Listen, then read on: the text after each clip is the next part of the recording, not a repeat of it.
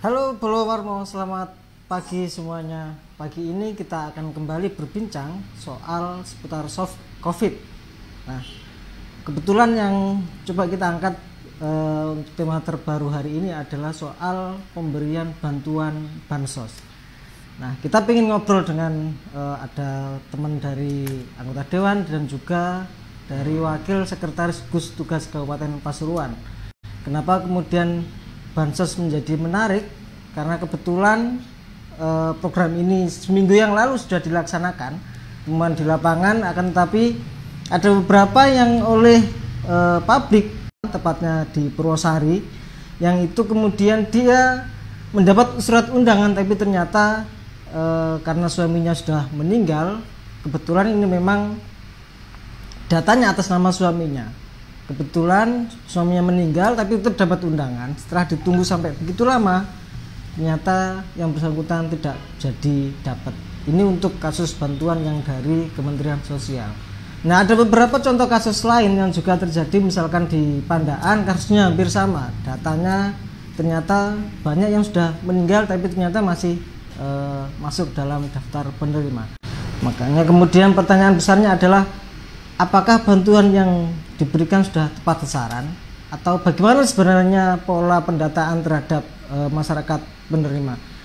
Nah, sebelum ke Pak Anang, mungkin kita akan sedikit ngobrol dengan Bapak Rusdi Sutioso. Beliau selaku Wakil Ketua DPRD Kabupaten Pasuruan yang mungkin banyak di bantuan terkait COVID ini. Pak Rusdi, selamat pagi Pak. Terima kasih. Oke. Selamat pagi Mas Asad. Ya, Pak Rusdi. Ya, Pak Anang, selamat pagi. Pagi ya Pak. Jadi terima kasih diskusi Pak terkait masalah bantuan sosial kepada masyarakat. Memang di lapangan itu banyak kendala yang dialami oleh pemerintah, baik pemerintah pusat maupun pemerintah daerah.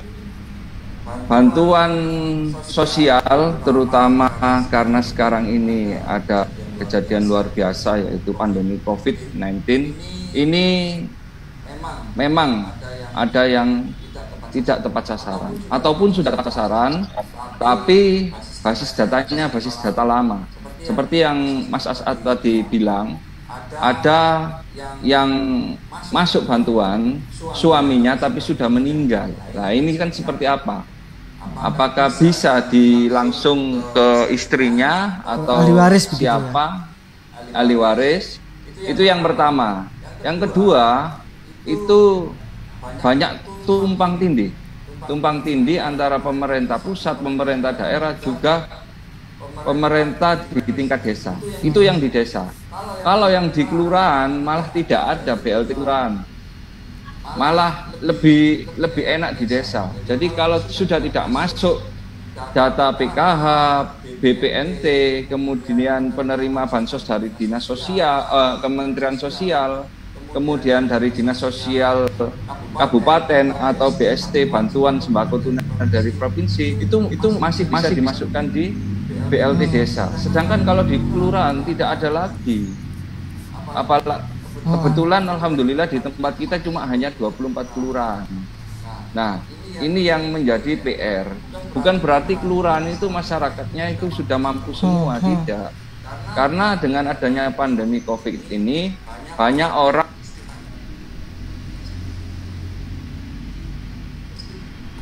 yang termasuk misdan ini yang bantuan. Karena apa? Satu, biasanya mereka itu adalah orang-orang yang pekerjaannya mendapatkan upah harian, seperti pedagang yang ada di sekolah, pedagang sekolah, itu kan sekolah sudah sudah berapa bulan yang lalu.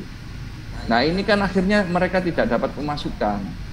Nah, ini orang-orang seperti ini kadang sebenarnya mereka ini orang-orang yang lincah, tidak berpangku tangan kepada pemerintah, tapi dengan adanya pembatasan sosial, physical distancing dan lain-lain, mereka sulit bergerak. Contoh, ada yang jualan cilok di sekolah, kemudian karena sepi dia beralih menjadi penarik becak, bentor. Bentor pun sepi sekarang. Nah, akhirnya mereka ini, orang-orang yang seperti ini perlu juga kita perhatikan, kita beri bantuan sosial juga. Nah, inilah yang menjadi banyak permasalahan. Kemudian contoh, ada desa yang dimintai data untuk dari Kemensos bantuan terkait pandemi COVID. Desa sudah menghitung, yang akan saya masukkan ikut dana desa katakanlah 100 orang, yang ikut Kemensos 40 orang. Ternyata yang dari Kemensos yang akhir BLT desa ini sudah ditutup. Nah, akhirnya para kepala desa ini yang sangat-sangat ibaratnya ketiban awangat. 20 orang itu Bagaimana? Tidak kemudian di cover kan, karena selain dari Kemensos kan kita juga dapat yang dari provinsi itu, Pak. Provinsi sampai sekarang enggak ada, Mas. Hampir semua desa yang konsultasi ke kita, yang ngobrol sama kita, itu enggak ada. Provinsi enggak ada. Cuman data saja, sampai sekarang enggak ada. Malah yang turun dari Pemkab, pemerintah kabupaten itu sudah turun. Kalau yang dari provinsi belum. Dan banyak data BST yang dari provinsi itu, rencananya BST bantuan sembako tunai itu penerimanya itu juga banyak data lama, banyak yang sudah meninggal. Nah, berarti kan eman-eman, tidak, katakanlah ada yang desa itu dapat 21 ya. Rencana dapat BST 21. Itu yang masuk data meninggal itu sudah 7 orang. Ya, selamat pagi Pak Ad, selamat pagi Pak Rusdi. Oke, Ya, Pak Anang. Selamat pagi, Pak. Mungkin saya sedikit bertanya ya, kaitannya dengan bansos, apakah betul kemudian tidak ada updating atau validasi data begitu terkait dengan bansos selama COVID ini? Begitu? Jadi gini Pak Ad, saya sampaikan, dapat gugus tugas sudah merencanakan dengan bantuan itu ada satu fokusnya di bidang kesehatan, yang kedua di bidang jaring pengaman sosial, dan yang ketiga adalah jaring pengaman ekonomi. Yang di jaring pengaman yang bidang kesehatan jelas-jelas untuk rumah sakit dan serah dinas kesehatan. Untuk yang bantuan sosial itu adalah dikoordinir oleh dinas sosial. Ya, yang bantuan untuk jaring pengaman ekonomi ada di OPD yang ada di sektor ekonomi. Untuk yang kesehatan tidak ada masalah, sekarang sudah jalan dan sudah ready. Yang jaring pengaman sosial yang lewat APBD Kabupaten Masro lewat dana PDT juga sudah jalan untuk April dan Mei. Yang berikutnya, bantuan sosial ini ada 4 jenis, 4 sumber. Yang pertama itu adalah dana dari Kemensos. Dana Kemensos. Dari yang sumber Kemensos itu ada 2 jenis. Ada sembako dan ada BST. Ya. Ada sembako dan ada BST. Sembako ini jumlahnya 42.667. Yang itu 15.000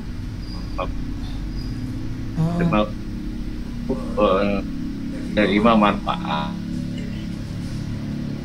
Yang Kemensos yang bersumber sembako 600 ini ada sebanyak 40.000. Ini nanti tiap bulan mulai bulan April akan diberikan paket sembako senilai 200.000 selama 9 bulan, April, Mei, Juni, Juli, Agustus, September, Oktober, November. Terus yang BST-nya yang 15.000 lebih penerima itu akan menerima 600.000. 600.000. Itu adalah di bulan April, Mei, dan Juni. April 600.000, Mei 600.000, Juni 600.000. 2 jenis bantuan dari Kemensos ini sudah jalan. Yang sembako itu dikawal oleh Bank BNI, jadwal penyerahan kartunya sudah berada di masing-masing desa. Dan kalau kartu sudah diserahkan, sudah bisa nyairkan di warung yang telah ditunjuk oleh Bank BNI. Jadi sudah cair masyarakat ini karena kartunya sudah diberikan. Dan dalam kartu tersebut ada nilai virtual 200.000. Nah, itu dengan kartu itu bisa digesekkan di tokonya binaannya Bank BNI, itu bisa dapat sembako. Itu jadwalnya pencairan sudah jalan. Saat juga saya berikan itu kan data itu. Sudah mulai minggu kemarin. Yang kedua, ya itu April dan Mei yang kemarin diberikan selama 2 bulan, April dan Mei. Yang berikutnya BST. BST itu bantuan langsung, bantuan sosial tunai. Bantuan sosial tunai itu nilainya 600.000 kali 3 bulan, April, Mei, Juni, diberikan setiap bulan. Itu ada 5 bank negara yang dituju. Ada Bank BNI, ada BRI, ada Bank Mandiri, ada BTPN, ada bank apa lagi namanya itu yang terkumpul dalam IBARA, Himpunan Bank Negara. Jadi yang kartunya itu adalah sistem kartu juga. Kartunya akan diberikan ke masing-masing rumah oleh 5 bank ini. 5 bank ini ada yang sudah ada yang kebagian 100 penerima, bank ini kebagian 700 penerima. Itu langsung pembagiannya lewat masing-masing rumah masing-masing. Nah, setelah terima kartu dia bisa mencairkan uang ini di bank-bank yang telah ditunjuk lewat bank negara tadi. Dana Kemensos sudah leading dan sudah realisasi, sudah dealing dan realisasi. Yang berikutnya ada dana dari provinsi. Dana provinsi itu adalah bantuan pangan kepada masyarakat. Ada 3 klasifikasi yang masuk dalam DTKS, data kesejahteraan sosial, ya, data terpadu kesejahteraan sosial. Ada masyarakat yang terdampak COVID, ya, ada juga pekerja yang terdampak COVID. Itu nilainya 25.000 penerima manfaat. Ini masih belum jalan. Cuma data by name by address-nya sudah, cuma ini masih belum leading. Tapi sudah siap ini terkait dengan ini, tinggal proses pencairan. Cuma ini mulai Mei, Juni, Juli. Mei, Juni, Juli. Paketnya berupa apa? Sembako saja. Sembako senilai 200.000.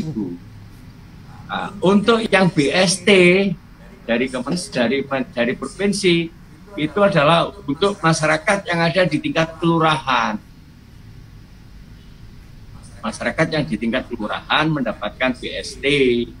Cuma BST-nya dari provinsi nilainya bukan 600.000, tapi angkanya sudah ditentukan oleh provinsi.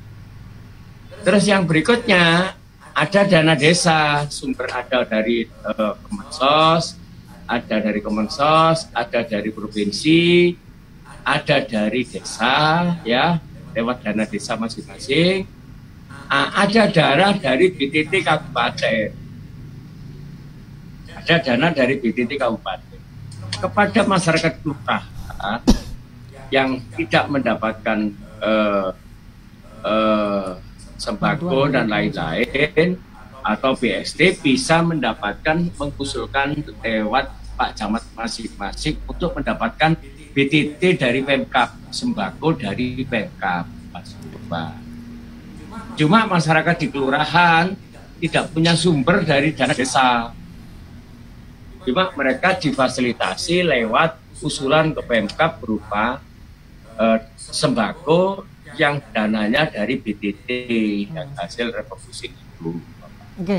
Jadi ini masih belum jalan, ini belum, tapi perencanaan sudah dilakukan, by address-nya sudah, tinggal proses action nanti dilakukan.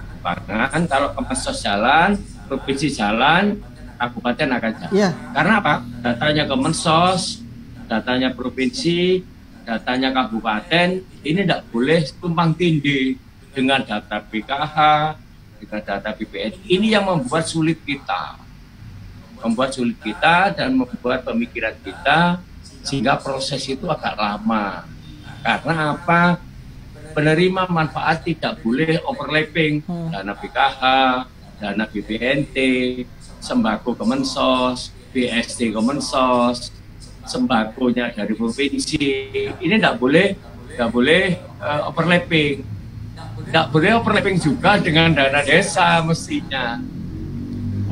Cuma desa-desa ini rupanya tidak ngeling ke sini. Juga diharapkan masyarakat itu semakin banyak nanti yang bisa menerima manfaat manakala data ini nanti bisa diserahkan oleh dinas sosial. Pak Anang, mungkin saya perlu ini ya sedikit mungkin barangkali bisa dijelaskan terkait dengan data yang dari Kemensos 42.000, kemudian dari Pemprov Jatim 25.000 begitu. Nah, angka-angka itu dari mana, Pak? Angka-angka itu?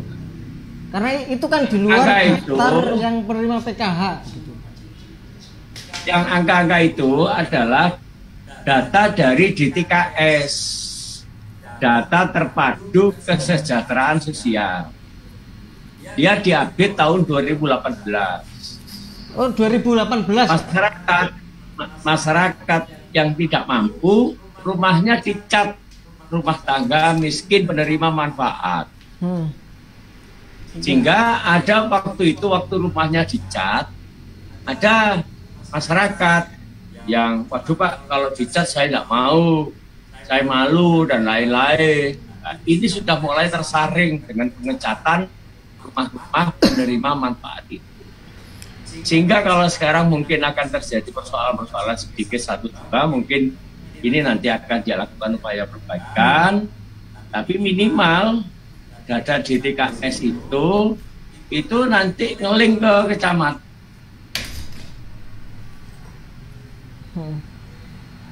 Perubahan data DTKS itu awalnya dari desa.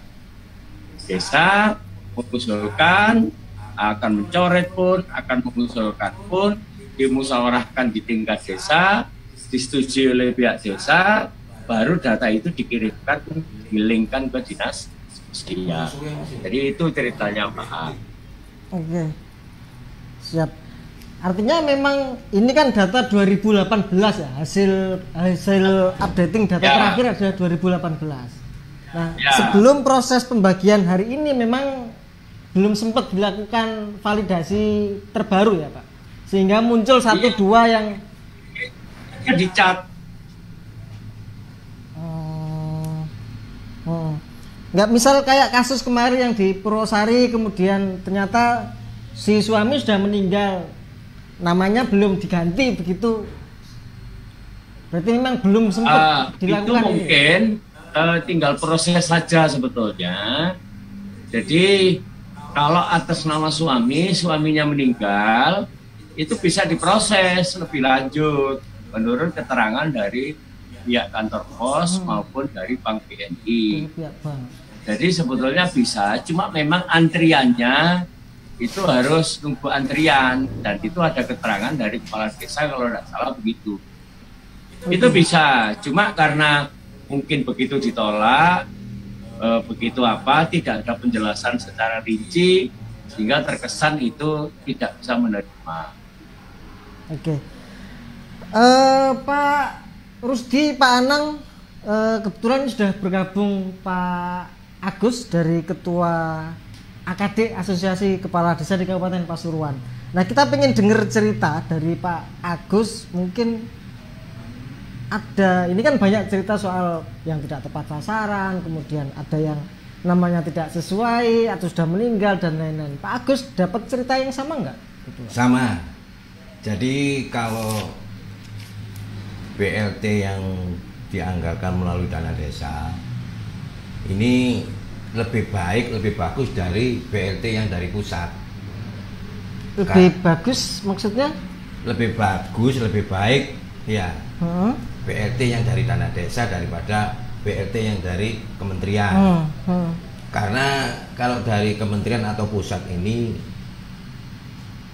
warga yang sebetulnya tidak layak menerima, ini masih ada indikasi beberapa orang yang masih menerima. Ini yang menjadi permasalahan yang di bawah atau di desa.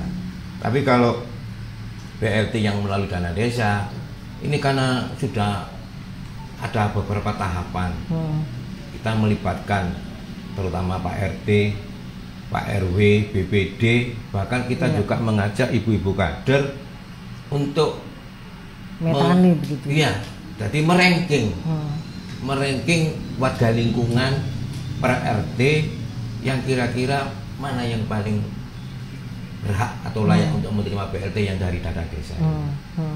Nah inilah kalau BLT ini yang dari dana desa, saya kira mendekati untuk kesempurnaan.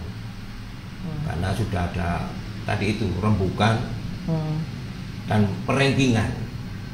Kalau untuk desa-desa yang sudah mencairkan BLT DD sudah ada, Pak? Ada sudah ya. Termasuk di tempatnya. Ya, nanti Agus, saya sendiri kan jam 1, jam 12 ini sebentar lagi saya akan membagikan BLT yang dari dana desa. Tidak ini, Pak. Tidak ada potensi jumbo begitu, dia sudah dapat dari Kemensos, dapat juga dari DD begitu, enggak? Maksudnya? Artinya BLT DD ini kan untuk yang dia tidak dapat dari Kemensos, tidak pula dapat dari provinsi, kemudian desa yang mengcover begitu ya. Di tempatnya Pak Agus sudah berapa warga, Pak, yang dapat?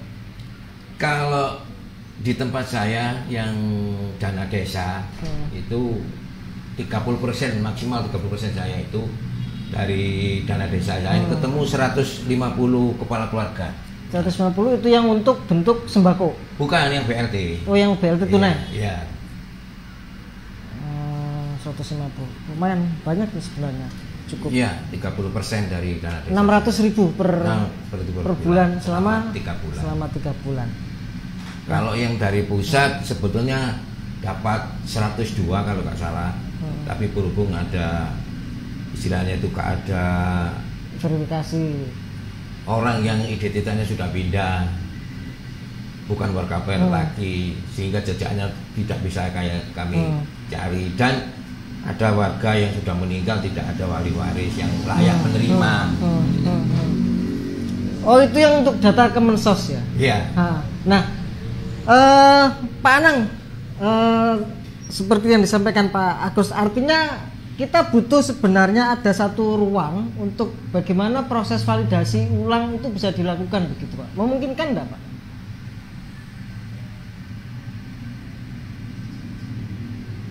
Jadi nanti setelah semua itu kan plotting itu dari Kemensos.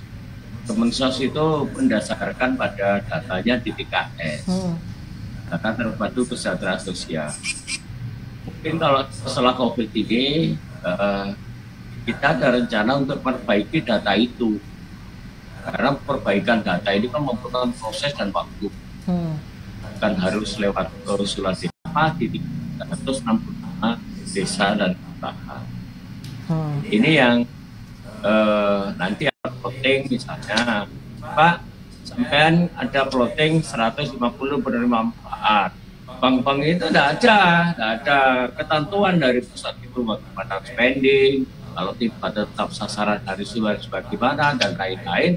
Bank-bank itu tidak ada kewenangan untuk itu. Oleh karena itu bank-bank itu juga tidak berani.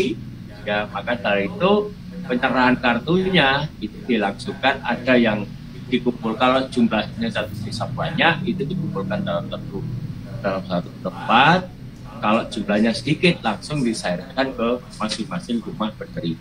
Ya, artinya yang ingin kita carikan solusi adalah ketika misalkan ada warga yang sebenarnya dia berhak, tapi kemudian karena ini datanya DTKS kan 2018 ya disusun. Nah, si A, anggap si A misalkan dia sebenarnya layak, tapi karena dia tidak masuk di data ini, lah ini seperti apa? Misalkan kalau untuk 1-2 orang mungkin masih bisa di-cover oleh BLT DD begitu. Kalau dalam jumlah banyak ini kan jadi gini, Jadi kalau misalnya Kemensos tidak masuk, baik sembako maupun BST, provinsi tidak masuk, desa tidak masuk, itu bisa diusulkan ke Pemkab lewat dana BTT. Oh, dana BTT. Oke. Ya, monggo kepada masyarakat diusulkan kepada Pemkab lewat dana APBD Kabupaten Pasuruan. Pak ini bayar address-nya mungkin disesuaikan dengan NIK-nya supaya ini tidak jubur dengan penerima-penerima yang provinsi, manakala tidak tertampung di desa, itu bisa diusulkan lewat Pak Camat masing-masing ke Pemkab untuk melalui dinas sosial untuk penerimaan sembako dari dinas sosial lewat dana BTT. Oke. Dan itu sudah tersampaikan ya, Pak? Yang poin terakhir tadi yang tidak masuk di Kemensos ini. Masalah bantuan dari manapun, pusat, pemerintah daerah maupun desa, saya kira sudah maksimal. Jadi perhatian pemerintahan pusat sampai ke desa yang disampaikan Pak Anang tadi itu memang benar. Jadi warga masyarakat kami yang memang belum menerima karena mungkin belum rezekinya lah. Kalau dari pusat ini memang sudah tercover di Kabupaten Pasuruan. Tapi proses ini belum saya lakukan karena belum ada formatnya. Tapi penyampaian saya kepada masyarakat dengan bahasa jangan bingung dan jangan ada pemikiran yang negatif kepada pemerintah karena pemerintah ini sudah maksimal perhatiannya kepada masyarakat. Mungkin karena dalam posisi COVID-19 seperti ini. Iya, betul. Mungkin karena situasi seperti ini, bekerja sulit, pendapatan menurun, jadi masyarakat juga akhirnya dibikin tidak sabar begitu. Karena beberapa juga kirim pesan inbox ke kita gitu, soal ini. Pak Rusdi, barangkali apa yang perlu menjadi koreksi atau penekanan atau pesan kepada kita itu terkait dengan distribusi bantuan ini, Pak? Ya. Jadi terkait masalah bantuan, kebetulan di sini juga ada Pak Agus, Ketua AKD. Mungkin Pak Agus juga mendapat dari teman-teman kepala desa. Itu karena apa? Karena ujung tombak itu kan kepala desa. Jadi pasti itu sangat banyak, betul Pak Agus. Jadi memang kalau untuk terkait bantuan itu sudah banyak macamnya. Cuman sekarang ini yang menjadi permasalahan itu adalah basis data.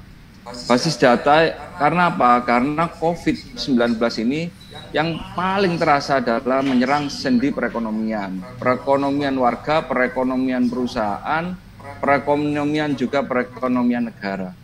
Juga perekonomian pemerintah daerah. Boleh ditanyakan kepada Pak Anang itu, sudah berapa dana kita yang dikeplas oleh pusat? Kan gitu Pak Anang. Jadi jadi kita ini sebenarnya terkait masalah bantuan, formatnya itu banyak, tapi yang perlu menjadi perhatian kita adalah basis data. Karena apa? Sudah saya sampaikan tadi, banyak yang orang yang penghasilan harian bekerja di sektor informal yang biasanya dapat penghasilan harian itu sekarang tidak mendapat penghasilan sama sekali. Nah inilah orang-orang yang perlu kita perhatikan.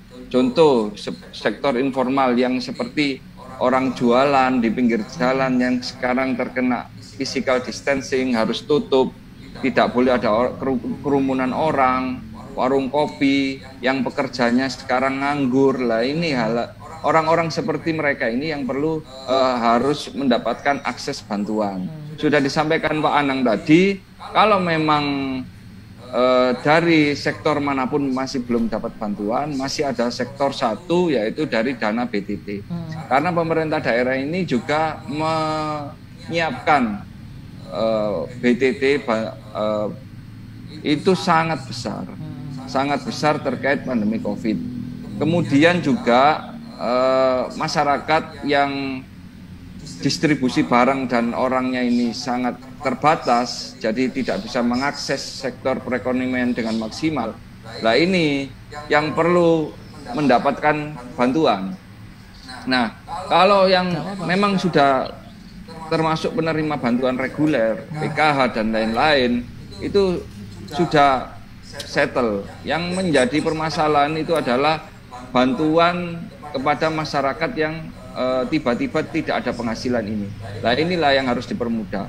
Karena banyak masukan dari teman-teman kepala desa, mereka itu mengeluh karena apa?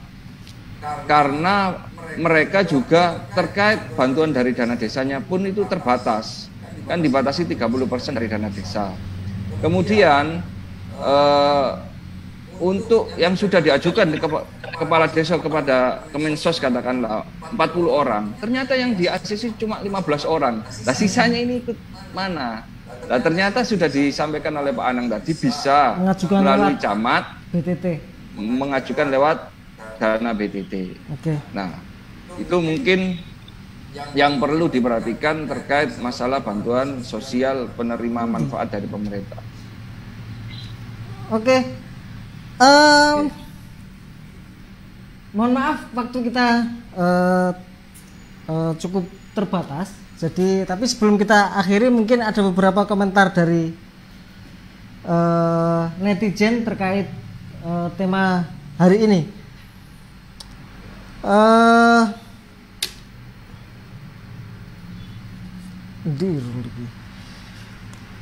Tapi minimal bahwa untuk warga yang tidak tercover bisa disiasati melalui bantuan tidak terduga yang juga sudah dianggarkan oleh Pemkab. Mungkin ada teman-teman kepala desa yang kemudian harus lebih berperan aktif untuk menjaring suara-suara di bawah ya. Barangkali karena tidak semua paham dengan bagaimana proses mekanisme atau pengajuan bantuan. Nah, kebetulan ini ada beberapa komentar, Pak. Mungkin ini tidak bukan suatu yang aduan resmi, tapi minimal ini menjadi catatan kita. Misalkan ada Muhammad Jazuli yang komentar sing dapat dulure kasun perangkat desa tok, Pak. Ini komentar netizen, Pak. Kemudian aku gak dapat apa-apa padahal yang lain dapat. Kemudian ada Yuda Saputra, belum tepat, Pak, mohon didata ulang sesegera mungkin. Ada juga Rizal, dimafiai kalau perangkatnya dewe-dewe. Polosan plester bangil belum ada. Nah, ini mungkin bisa menjadi pengingat kita supaya bagaimana proses distribusi bantuan ini tepat. Kemudian kita juga bisa bekerja maksimal karena bagaimanapun pandemi ini memberikan dampak yang luar biasa pada baik dari sisi ekonomi dan juga sosial. Dan terima kasih Pak Agus sudah bergabung, Pak Anang, Pak Rusdi dan Bolowarmo semua. Kita akan ketemu lagi sesi diskusi berikutnya dan selamat pagi. Assalamualaikum warahmatullahi wabarakatuh. Waalaikumsalam. Waalaikumsalam warahmatullahi wabarakatuh.